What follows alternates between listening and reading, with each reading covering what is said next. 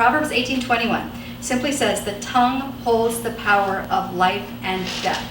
So you can either speak death to your husband, or you can speak life to your husband.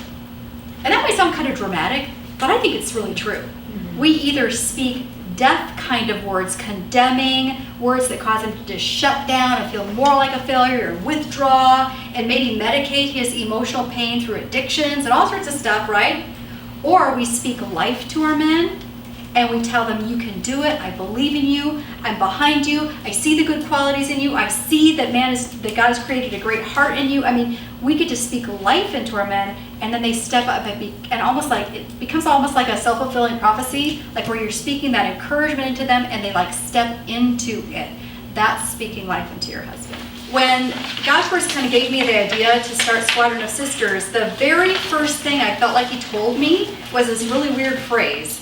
And it was that women, wives, can esteem their husbands to greatness, which was kind of like a weird phrase, and I'd never heard that before, and it didn't maybe even make any sense, and what does that mean? But it's like he just gave me this clear vision that if we were to esteem our husbands, show them respect, show them honor, affirm them, encourage them, all of that, that our men were going to be radically transformed and radically changed for the better. And so that was really like the core start to Squadron of Sisters, is that vision. And really this idea of esteeming your husband to greatness is really just a paraphrase of an actual Bible command, which is in Ephesians 5:33, the wife must respect her husband. So this idea of being respectful, honoring, affirming, encouraging, esteeming, all kind of the same thing. And it's a command that God gives us.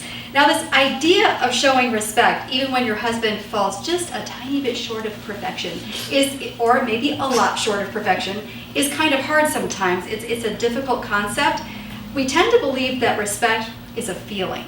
Like, I don't feel like I respect him. I mean, how many times have we thought that, right? I don't feel like I respect him. But it's not a feeling. Respect is a decision, not a feeling. It's a decision to act respectfully. It's a decision to act respectfully. It changes everything. It greatly inspired my husband to change. We had a lot of problems, we still do, but when I started respecting him, he thought, maybe this is worth trying, and you're worth it because, gosh, you're just so nice now. And I'm like, I know. Get over there and do your stuff now. But it changed, and then for me, it's an obedience piece for me, for God, so this relationship is better. So it brought me peace and joy, and when you have peace and joy for me, it's so much easier to be respectful. Yes. Because I'm at a place of, rather than, so it's a difference. So what did you change exactly? I mean, what did it look like before, and what do you do differently? Catching myself, like, right away, like, oh, he's such a jerk. Yes, he is. And then I would just, 10 minutes later, I'm like, whoa! But now he's such a jerk. No, we're not going there. He is a good man. He does have this issue that we need to address. Lord, how should I talk to him about this? Mm-hmm. So catching that quick. Yes, taking every thought captive. Yes, and then for me, I'm a very passionate person. Yes. I get wound up really quick. So I'm the one that, like, I need a minute. Actually, I need a day, and I'll be back. And it's like, okay, go ahead. So taking your time, pausing, and taking every thought captive. You're really talking about those assumptions and thoughts that just kind of come into your head, where we can either follow that rabbit trail and it leads to destruction when you start entertaining all these, like, he is a big fat stinking jerk. Yes. That just doesn't lead to. Just an example. I mean, it'll be the difference to me, like running out the door when he comes home and like, hi honey, how are you? To when he comes in and I'm like slapping down dinner and he's like, how are you? I'm like, well, I'm fine. I mean, it's that different. And there are still issues that I have to talk to him about, but he's not going to want to talk to me when I'm like that. Yeah, exactly. So he's just like, whatever, I'm going to do whatever I want anyway. So. Awesome. Thank you for sharing.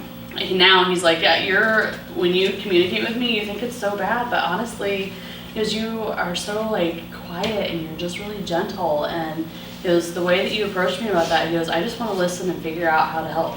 Wow. And so he really does notice, and he, like, I'm not the eye roller in the family, so I don't roll my eyes, I don't do that, even, like, you wouldn't even be able to tell that I was sitting there thinking horrible thoughts, but now I'm able to communicate that out with him in a way that he wants to work it out and wants to talk to me about it. That's awesome. So, yeah. And that's awesome, isn't it? I mean, to have a husband, your behavior is actually causing him to want to work on the thing as opposed to repelling him because you're disrespectful. Right. And then I asked Joel, my husband, what are some ways that I show you respect?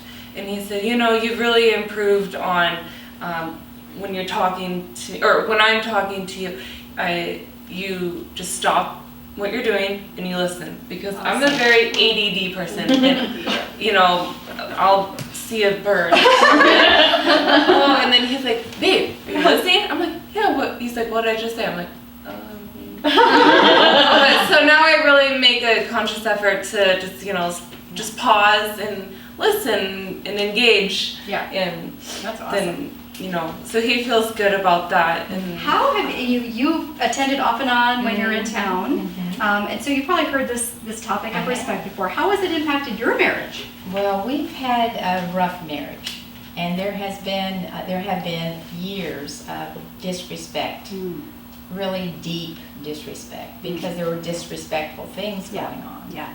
And one of the things that I wish I had done was address a lot of that a lot sooner. And this class has been really good to empower women to do that. So I've had to rebuild. We've had to do a lot of rebuilding. Yes. And when you've had that much disrespect in the past, it's entrenched. Yeah, and it's ingrained in you. Yeah, and you say it's not a feeling. Well, we do feel that way, but it's also a choice. But it is a choice. And you do have to act. Yeah. Sometimes you think, Yes. I really don't feel respectful of who you have been, but I'm choosing the new way. Yeah. And I was thinking, how do I sincerely mean that? And it goes back to, what is my relationship with God? Yeah. And in my past, I know I have done totally disrespectful things. Yeah. And God has forgiven me, Yeah.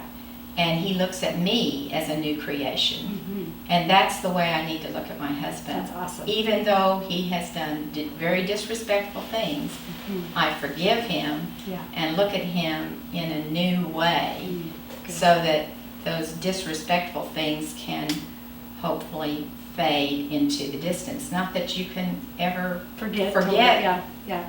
but- So how is this new way of trying to show respect and act? Oh. How has it impacted your marriage? Has it changed anything? It's transformed it.